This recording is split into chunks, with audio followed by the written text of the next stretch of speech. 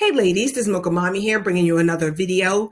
And in this video, I'm going to do a reaction to the live stream held on June 9th by Cherie of Black Women Making Money around the discussion, should Black women vote Republican? You'll see that this live stream was about a 2-hour long discussion where many Black women were able to chime in, many other content creators were able to chime in and talk about their experiences voting either Democrat or Republican, what the messaging was from the Republican Party, and how Black women can possibly benefit from voting Republican or voting against the Republican Party.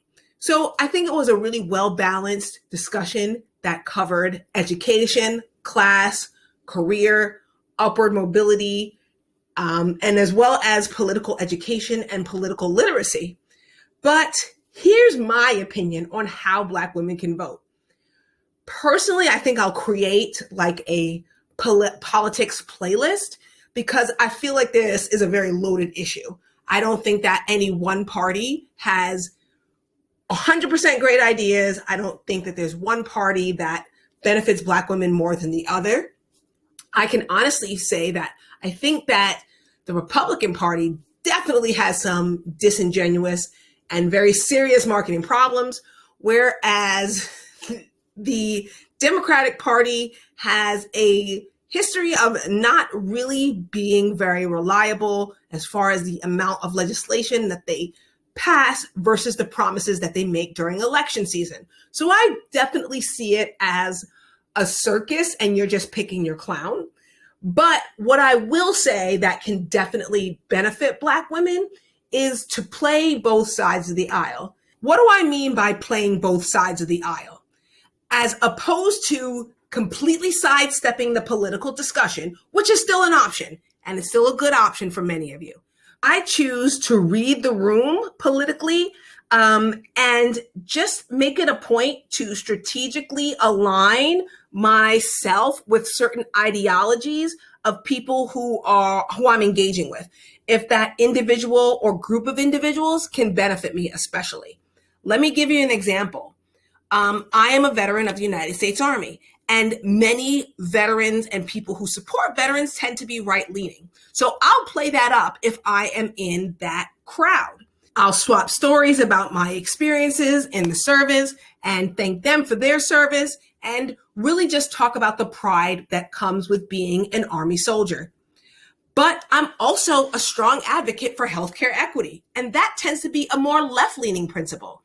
So when I'm in that crowd, I really do talk about my passion for healthcare equity, my experience, and I tend to also donate time and money to charities that benefit people who would otherwise not have access to healthcare. I also am pro 2A. I believe that it is my right and I have the liberty to protect myself with the Second Amendment. And I actually have gone through extensive training for concealed carry. And I do believe that it is something that many women should do in order to advocate for their own personal safety of themselves and their property and their loved ones. But I also, and that's a very right-leaning principle, but I also believe in some of the left-leaning principles that certain types of weaponry shouldn't be in the hands or as widely available to the civilian population. Just being a veteran of a war, I've seen the dangers of things like 7.62 rounds, automatic rifles, extended magazines, and I don't really understand why civilians feel that they have a need for this type of weaponry. And I also think it's way too widely available to people who are pretty much unvetted and unscreened. And it presents a huge risk to public safety, as we've seen over these past few years. That's more of a left-leaning principle. But I'm very strategic about who I have these discussions with and in times and places that are appropriate.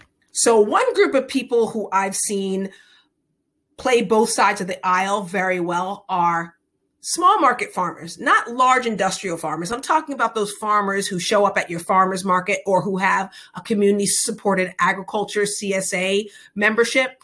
They play both sides of the aisle really well. 1 minute they're talking about self-sufficiency and how the government needs to stay out of their business. But at the same time, since Texas has passed a law where SNAP benefits are now able to be used for fresh produce, they'll be in these other inner city markets where people are underserved, collecting people's SNAP benefits and swiping EBT cards in exchange for their produce, opening themselves up to new markets. I've also seen them tout the benefits of their organic produce for their CSA members and how they're in line with the EPA and collect EPA grants, but then vote for Republicans on the local level who will let them bypass watering restrictions to allow them to grow more produce year round to make their businesses more productive. I've seen them talk about how they are humanely raising animals and free-ranging chickens and baby goats. But then you look on their CSA page and you'll find out that come November, them chickens are for sale for you to eat. And then baby goats come Christmas can be in your pot if you pay the right fee. So they know how to play both sides of the aisle. And Black women, this is what I want to encourage you to do. If there's something that benefits you, align with things that politically make sure that they progress your bottom line or your business. Don't die on any political hill for any political reason. It doesn't really matter to me if you're Republican or Democrat. It just matters to me that you are a strong political self-advocate. This is Mocha Mommy, and I'll see you in the next video.